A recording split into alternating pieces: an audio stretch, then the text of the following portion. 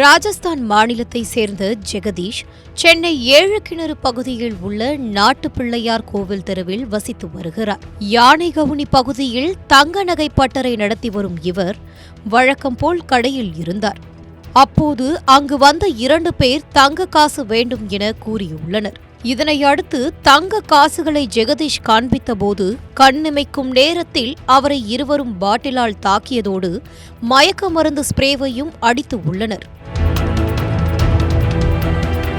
இதனால் ஜெகதீஷ் நிலை குலைந்த நிலையில் அவரது பெல்ட்டை எடுத்து கைகளை கட்டி போட்டு விட்டு அங்கிருந்த 80 லட்சம் ரூபாய் மதிப்பிலான 800 கிராம் தங்க காசுகளை எடுத்துக்கொண்டு அங்கிருந்த சிசிடிவியையும் உடைத்து மின்விளக்கையும் அணைத்துவிட்டும் அங்கிருந்து தப்பிச் சென்றனர்.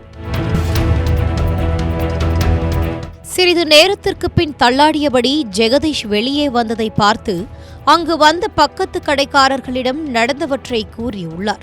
பின்னாடி வந்து மண்டையில் அடித்து அவரை கீழே தள்ளி உடனே அவர் பெல்ட்டை கழட்டி அவர் கழுத்தையே நெரிச்சு அவரை கீழே தள்ளி அதுக்கப்புறமா அவர் சுயநலம் இருந்த பிறகு மொத்த கோல்டு அவர் கடையில் இருந்தது ஃபுல் கோல்டு, அவருடைய டிவி அந்த ஸ்டோர் ஆகும் பார்த்தீங்களா, அது எல்லாத்தையும் எடுத்துக்கின்னு அழகாக அவனுங்க வெளியே வரும்போது லைட்டை ஆஃப் பண்ணிவிட்டு பேகை மாட்டின்னு வெளியே எப்போதும் போல் கஸ்டமர் மாதிரி போயிட்டுக்கிறானுங்க.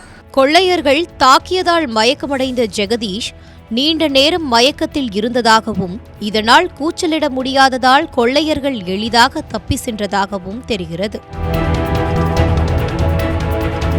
மேலும் வெளியாட்கள் வந்தால் அவர்களின் முகத்தை நன்றாக பார்த்துவிட்டுதான் ஜெகதீஷ் கதவை திறப்பார் என்றும், ஆனால் கொள்ளையடிக்க வந்தவர்களை பற்றி அறியாமல் அவர்களை உள்ளே அனுமதித்து உள்ளதாகவும் பட்டறையில் வேலை செய்யும் பெண் தெரிவித்துள்ளார். அடிச்சு மிஷின் ஆண்ட தள்ளிட்டு இருக்கிறாங்கண்ணா, அதனால அவருக்கு மயக்கம் தெரியலீங்களாம்.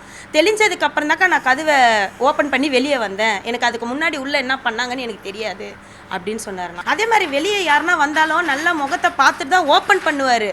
நேற்று என்ன நினைச்சு அவர் ஓப்பன் பண்ணாருன்னு நிச்சயமா தெரியவே இல்லை எங்களுக்கு.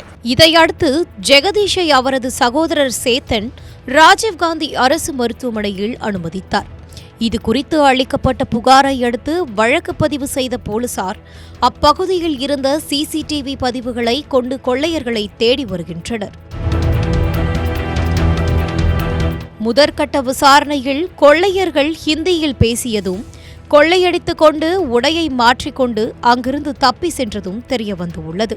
மேலும் கொள்ளையர்கள் வடமாநிலத்தை சேர்ந்தவர்களாக இருக்கலாம் என சந்தேகிப்பதால் வெளிமாநிலத்திற்கு தப்பிவிடாமல் இருக்க சென்ட்ரல் ரயில் நிலையத்தில் தீவிர தேடுதல் வேட்டையில் போலீசார் ஈடுபட்டு உள்ளனர். இதேபோல் பழைய குற்றவாளிகள் படங்களை வைத்தும் தேடி வருகின்றனர்.